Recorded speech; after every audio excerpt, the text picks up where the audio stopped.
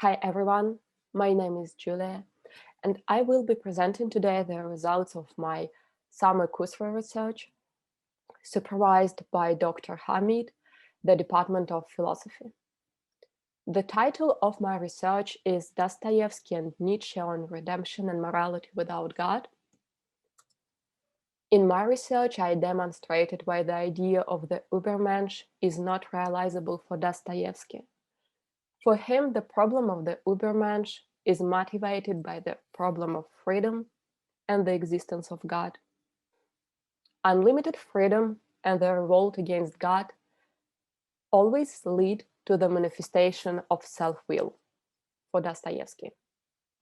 The manifestation of self-will leads either to redemption or degradation. With no spiritual freedom, with no faith in God, man becomes obsessed as he cannot endure the tyranny of self-will.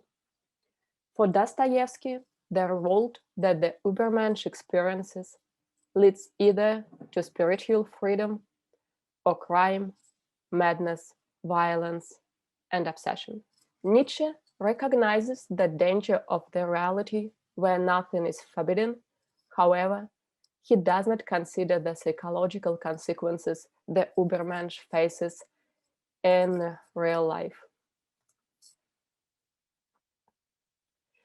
As Berdyaev famously said, Dostoevsky knew all that Nietzsche was to know, but with something added. In my research, I argued that one among many things that Dostoevsky knew was that the Übermensch is not a realizable alternative for humanity. As both Nietzsche and Dostoevsky noticed, in the world without God, man takes the role of God on himself. Taking this role, man denies both his human nature and God.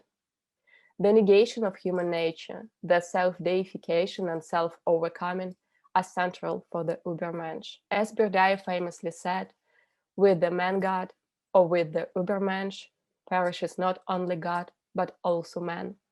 Dostoevsky introduces the notion of the God-manhood, with the God-man on the opposite, the image of God and the image of man are both preserved.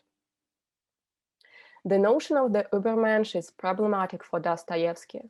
Losing the image of God, man loses his own image, he deifies himself.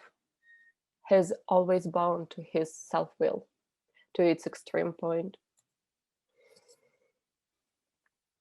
The Übermensch experiences full liberation from all religious, moral, ethical boundaries. For Dostoevsky, such freedom is dreadful. It leaves man desperate, lost, mad, and isolated. Some characters in Dostoevsky's novels experience the dreadful tyranny of self-will and complete loss of freedom. Their revolt leads them to the isolation from humanity, murder, madness, obsession, and violence. Indeed, in The Devils, Kirillov kills himself, manifesting himself as a new god. In Crime and Punishment, Raskolnikov commits crime. In The Brothers Karamazov, Ivan Karamazov is tormented by the devil and loses his sanity. The underground man is obsessed, abandoned, and isolated. In The Devils, as one among many examples where Dostoevsky argues that liberty always leads to tyranny, Shigarev argues that boundless liberty leads me to boundless tyranny. On the way of self-deification, Kirillov denied God and declared himself as a new Christ. If you shoot yourself, you will become God, isn't that right? He answers, yes, I will become God.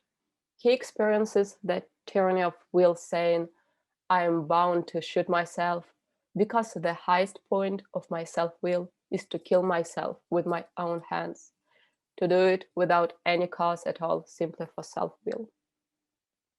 The case of Kirillov represents the absolute manifestation of self-will, which reaches its extreme in his decision to commit a logical suicide. In The Brothers Karamazov, the devil talking to Ivan Karamazov preaches the appearance of the Übermensch,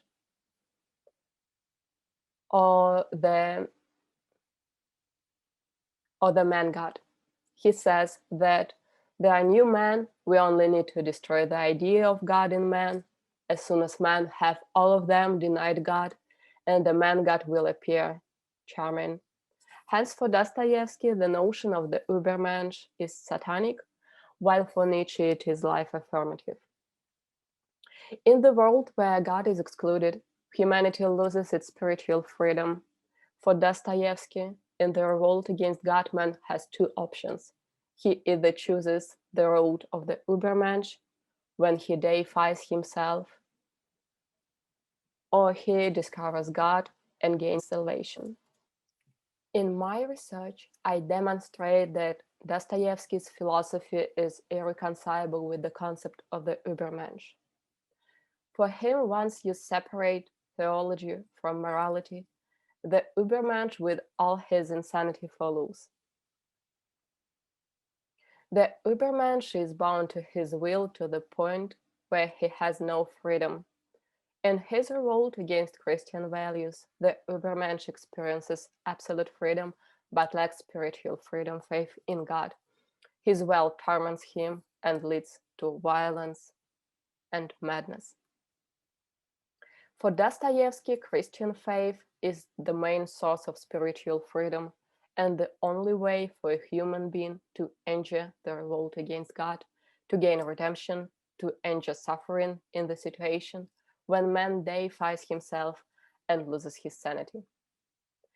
According to Dostoevsky, the way of freedom is the way to Christ. It is the way through suffering to redemption. That's it.